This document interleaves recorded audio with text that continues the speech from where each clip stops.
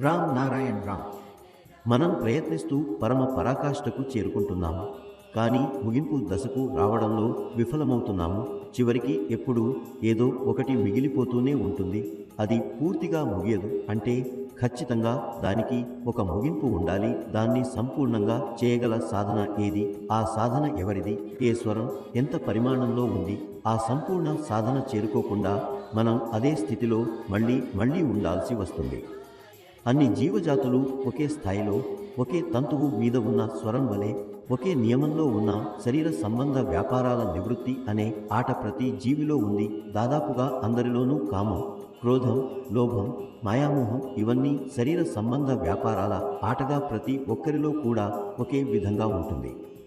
వీటన్ని ఒకే స్వరంలో బంధించబడి ఉంటే ఖచ్చితంగా ఇంకా బలంగా బంధించాల్సింది ఉంది, ఇంకా సాధించాల్సింది ఉంది, ఇంకా తెలుసుకోవాల్సింది ఉంది. ఈ సాధనలో మరింత లోతుగా వెళ్ళి మరింత శాంతి మరియు తృప్తికి చేరవచ్చు. ఇది ప్రకృతి యొక్క సహజ సాధన. ఎందుకంటే భూమి ఉందంటే అది ఇంకొక వస్తువుతో ఏర్పడింది అనే అర్థం. అంటే మరో వస్తువు ఉంది అన్నమాట. ఆ వస్తువు చాలా వస్తువులను కాపాడుతోంది. అందువల్ల ప్రతి జీవిలోనూ, ప్రతి వస్తువులో, భాగాలన్నింటిలోనూ రక్షణ చేసే శక్తి ఉంటుంది.